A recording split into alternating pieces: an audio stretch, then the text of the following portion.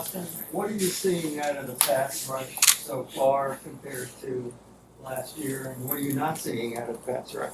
Yeah, I think if you look at the season as a whole, it's week to week. I think there's weeks where we've affected the quarterback the way we'd like to, and then there's some areas where you'd like to see us finish. Like early in that Cincinnati game, we got a chance at a Flowers and I think it was Flowers and Phillips missing the sack and the finish, and you want to knock down balls. Our goal is to affect the quarterback with the pass rush, and like the pieces we got, the effort is there, and we just got to finish a little bit better overall. And we look to get them in situations, advantageous situations where they have to throw the ball, and they're throwing. That's when the rush can really hit home. But pleased with the way the guys are working, and looking forward to this week.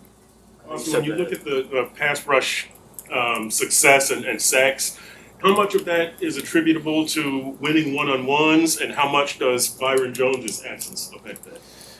I think the way I look at things as a defensive line coach is it's about those guys I work with. I think there is an element, I'm sure Josh can tell you, rush and coverage working hand in hand, and we preach that to our guys, but really part of it is one-on-ones. Part of it is the scheme and what we're trying to do to attack certain guys or blitzes and games, and a lot of it is fundamentally, it's your get off.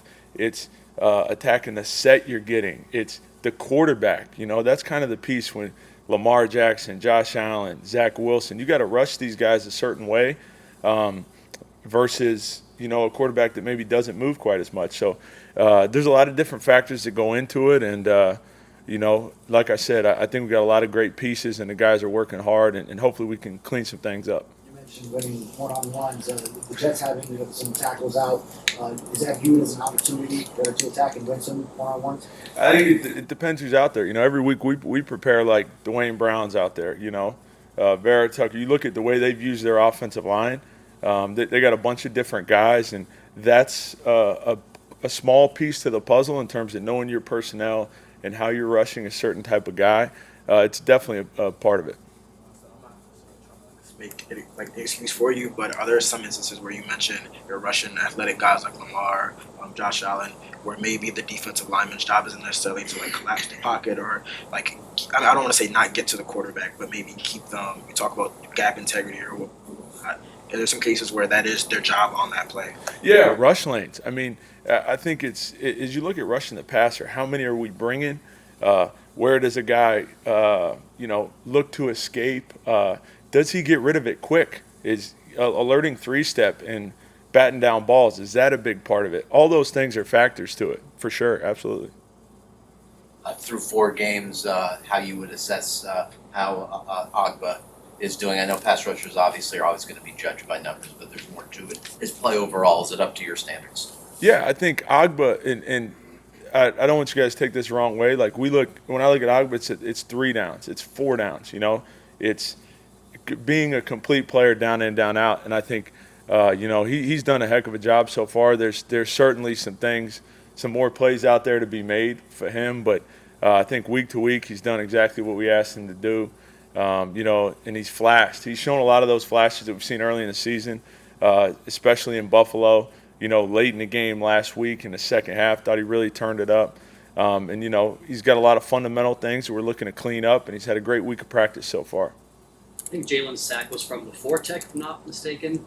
Did you guys know that he could play that far inside coming out of college, or is that something he kind of grew into? Yeah, to be honest with you, off of the stuff he did at Miami, he didn't really do a lot of that.